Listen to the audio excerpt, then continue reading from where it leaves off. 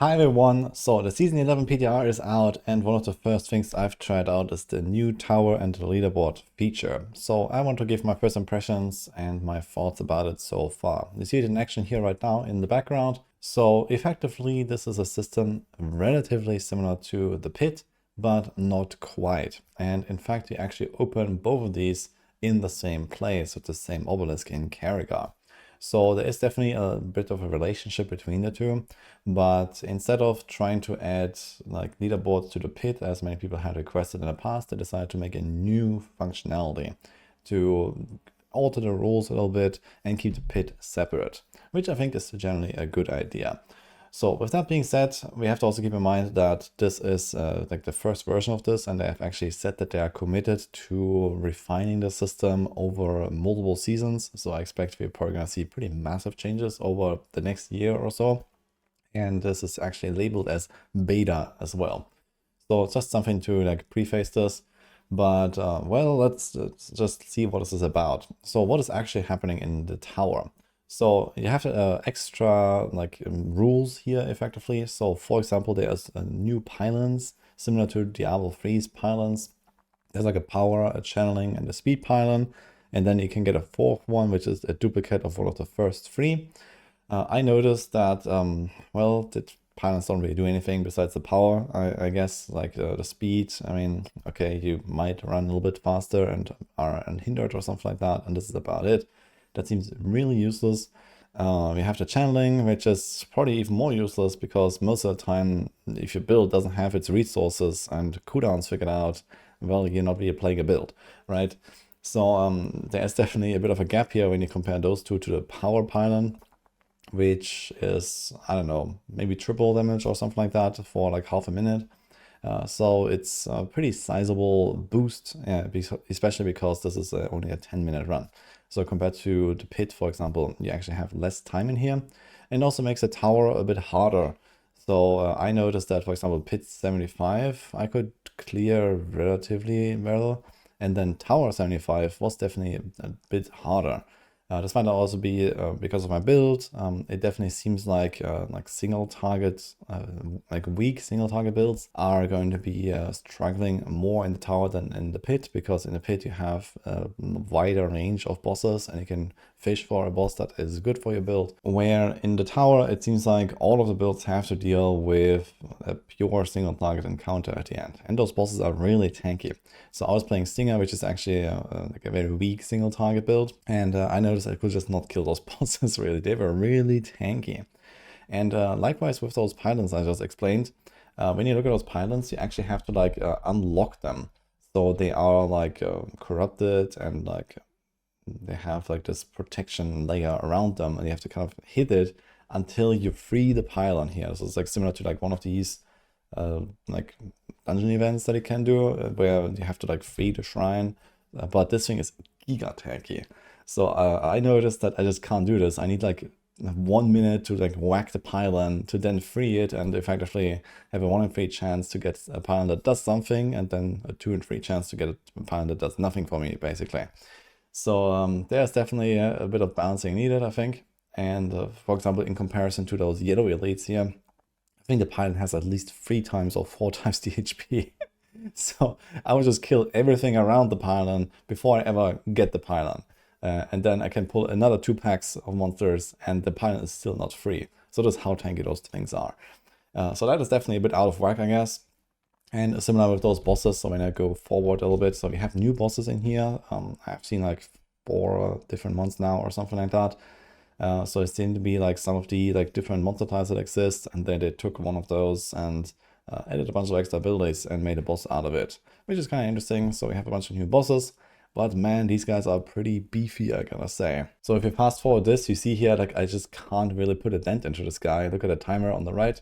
So this would have been like some 10-minute fight by itself. Even though I spawned this guy with like 3 minutes left or so, I had no chance whatsoever. So I think the balancing is definitely a little bit off here on some of the HP values, and it makes the tower like not necessarily that much better to push than like the pit, because one of the big problems that the pit has is that the bosses are extremely long and boring and just kind of tank and spank, and it seems very similar here, to be honest. There's also a bunch of other fun little things in there. For example, here you can find a goblin in the tower, and this goblin doesn't drop loot or anything like that. There's no loot in general in this whole system, but it drops these progression globes, so you can actually like follow the goblin along, and he kind of like pulls you forward through the map and then drops these globes. So you want to try to collect those.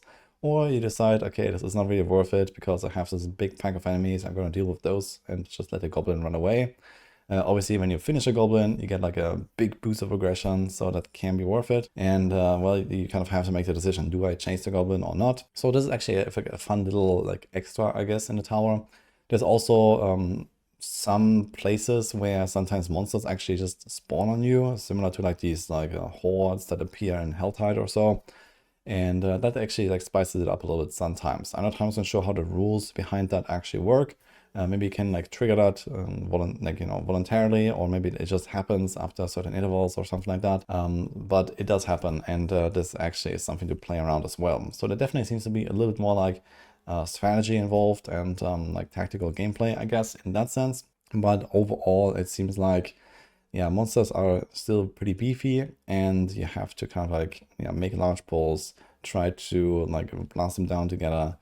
And yeah, like here's an example of me trying to the Pylon, for example, and you see how tanky this thing is, and I just kind of have to like whack it for like a minute in order to free it. Yeah, so this stuff happens, and it definitely needs tweaking here, I think. In terms of level design, the tower maps are definitely a bit different than other stuff in the game. So you see this is like a pretty typical layout here. So you kind of start in here somewhere at the bottom, and then you kind of go through a pretty long corridor with a bit of like curves and stuff. There's other maps out there. Here's like this kind of like hell map. It's like similar to like the like Lilith map, basically. And there's like usually a bunch of little corners, so you can like, maybe find a lead pack here and a lead pack there, and you kind of like, dive in, pull the monsters out, and kind of like carry them along and make like a larger pull, maybe in the next room or something like that. There definitely seems to be generally a decent amount of room to kind enemies. So these corridors here are not really too tiny, and you can pull them along. But it's not really the same as like, let's say Diablo 3 Greater Pushing or so, where we have like really large maps and we like pull stuff from all directions.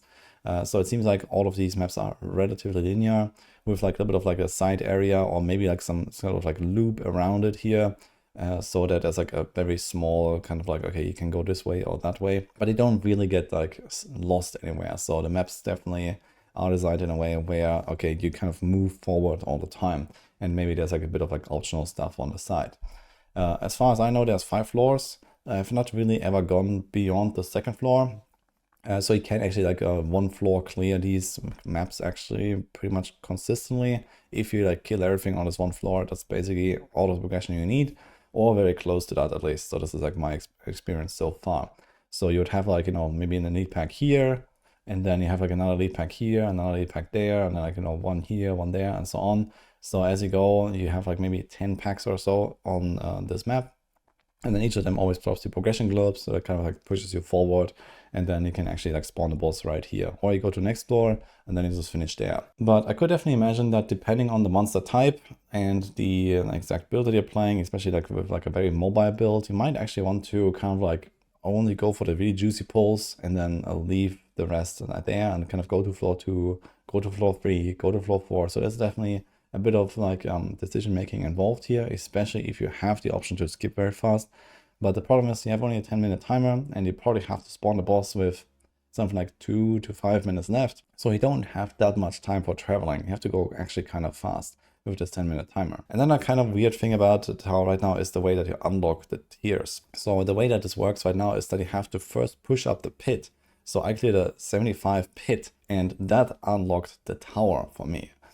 So the pit is required in order to go higher, and you can't actually unlock tower tiers another way. So even clearing, for example, this 70 here, I would not be able to go into 71 on the tower, which is kind of weird, I gotta say. So at the very minimum, I would like to like push the tower up and then go to the next tier when I clear it. So I think that is kind of a given. And I think in general, it would make sense if like maybe both systems would interact with each other. But if this remains the way where the pit is the kind of like unlock method in general for the tower tiers, we have to make sure that the pit is always going to be easier than the tower, because it's more important that we can push exactly the tier that we want in the tower, and we can unlock the one that we care about, and not have to like struggle our way through and then like do a tier that I don't really want to do. If I know what my character can do a 75, I want to open a 75 and run it until I clear it, right? So I'm gonna do like my push, and I'm gonna do like however many attempts it takes until I get the run, and then I want to clear it. And I don't really see a reason why the tower wouldn't also unlock the pit tiers, really. I mean, the pit doesn't really have a reward for like going really high tiers or something like that. And if you fail the timer in the pit, then you don't get anything really from like the glyph upgrades or something. So you could just as well have the systems be slightly desynced and then just unlock each other, and I think this will be fine anyway. And one last point about this topic here, which is another boss that's like a specific boss here. It's called Wrath Tower Guardian, and this is a boss that heals, as you can see in action right now. That's pretty hilarious. So there's like one of these like vampire dudes, and I think he has like this like impale dash attack, and if he hits with that, well, he gets a pretty chunk of like, I don't know, 20% life or something like that, which is pretty hilarious. So I think that is a very interesting experiment here, but I'm not sure if people will really appreciate that. So this is like just one of these examples of a new boss, and something that might not really make it into the live game, I guess. But it's kind of funny to see with like what wild concepts the devs are experimenting here. This is also with what I said at the start. So it seems like they're really like trying a lot of stuff here, and this is a beta, like labeled as such. So I expect we're gonna see a very different outcome, maybe even when the season goes live, or at the very least in season 12 or season 13 or something like that. I expect the tower to look very different in the near future. But yeah, for now, this is my first impressions here about the system. I gotta say, work to do for sure, but it might actually turn out pretty fun in the end. I'll probably make some sort of updated video on this, and also like some like tower pushing guide and so on in the future, so stay tuned for that, especially like as I get closer to the season launch. There'll be more content about this for me, because I think that people will start focusing on the tower more than, for example, pit pushing and so on, because there's actually this leaderboard attached, there's actually like a competition here and so on. And well, long term, I expect this to become like a relatively important feature, especially for like the blasters and the people that really like grind out and finish their characters and then want to have something else to do. So for now, this is what I got here. Like and subscribe for more, and I'll see you guys next time.